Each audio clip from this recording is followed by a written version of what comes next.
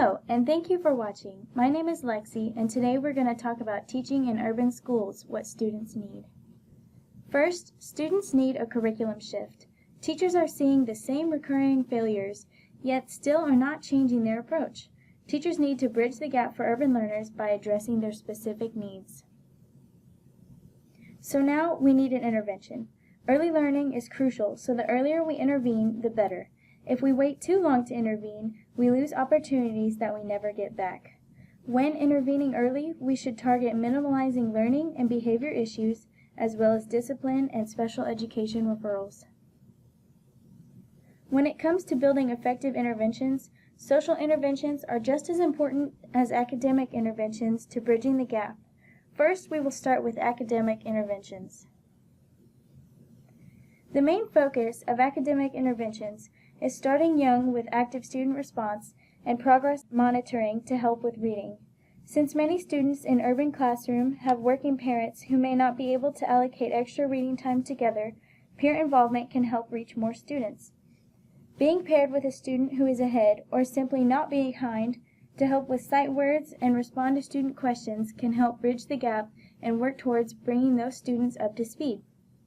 With peer tutoring, pupil performance indicators can be collected daily and weekly so that instruction can be adjusted accordingly.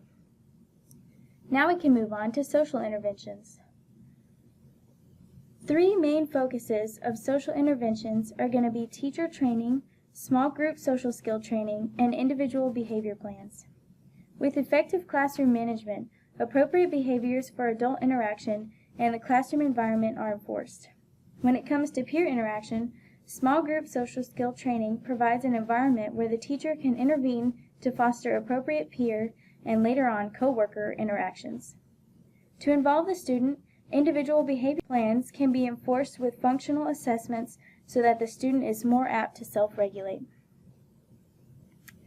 Next, we need to look at using the data from the schools to help the schools. Teachers were rejecting strategies despite the research because they did not fall into their notions of classroom teaching. As instructors, we need to remain focused on our objectives and back on the students. This means evolving practices on the data of urban schools, as well as recognizing and implementing evidence-based changes. With effective behavior interventions, teachers and staff emphasize helping students grow and becoming socially competent. School staff needs to commit to creating disciplined environments that teaches children how to behave and rewards them accordingly. Schools should have rules that are clearly stated, posted, taught, and uniformly enforced. This proactive approach will reinforce appropriate behavior. This video presents the potential for our students in school and their future if we begin trying to close the gap. Let me note that instead of the gap between urban learners and those who aren't urban learners being race, it's actually socioeconomic status. This video addresses it as race, but it is not correct.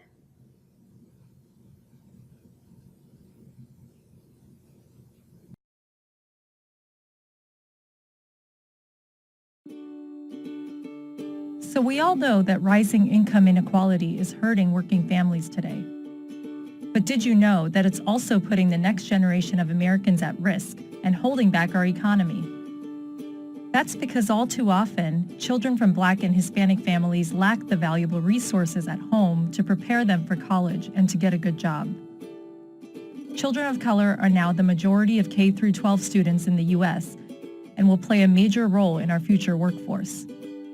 In order to fix this inequality, we must address the huge academic achievement gaps that exist between children of color and their white peers. Closing them will be a boon for our economy and all Americans. It will be difficult, but we can do it. How? Consider two children. Adam's parents can afford to send him to preschool. His father can take off work when he's sick. Adam also gets to participate in extracurricular activities. His parents can pay for a tutor for homework. And when Adam enters high school, he's prepared for challenging courses. By the time he's college age, Adam is prepared for success. Then there's Maria. Maria didn't go to preschool, and she has to juggle doing her homework and taking care of her siblings while her parents work 2 jobs. She enters high school already behind her peers. and she'll graduate far behind them. She'll be less prepared for college and a good job. So how can we ensure that all kids are able to reach their full academic potential? We need a host of family-friendly policies. These policies will help close the academic achievement gap between children of color and their peers by providing all students with the resources they need to get a higher paying job. This leads to a stronger economy. In fact, if we invest in our students today, our GDP could be $2.3 trillion larger by 2050. Tax revenues would increase an average of $198 billion each year. Investing in our children is a critical step to securing everyone's economic future. We need to act now. Learn more about how we can better prepare tomorrow's workforce at www.americanprogress.org.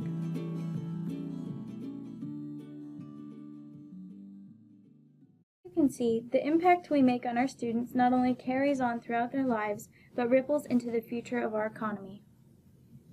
Although there may be some trends with race and falling below the gap, the real trend is socioeconomic status. The children who fall into the lower socioeconomic status typically fall below the gap of current learners. There is no limit to what our students can achieve other than the ones we place on them. So we need to set our expectations high and let our students rise to meet them. With that being said, curriculum needs to be written to meet high expectations, and the classroom needs to be goal-driven instead of activity-driven. Although we may not be able to influence all factors at hand, we can accommodate how our curriculum is focused. Some changes we can implement is incorporating one-on-one time and extra homework assistance. Do keep in mind that before and after school may not always work because most of your students may ride the bus, but lunchtime help can make a difference too. While addressing all of these factors, we can start bridging the gap between our urban learners. With the cooperation of teachers, staff, and the community, we can help our students achieve success. Thank you for watching. I hope you found this video helpful, and please share with your friends.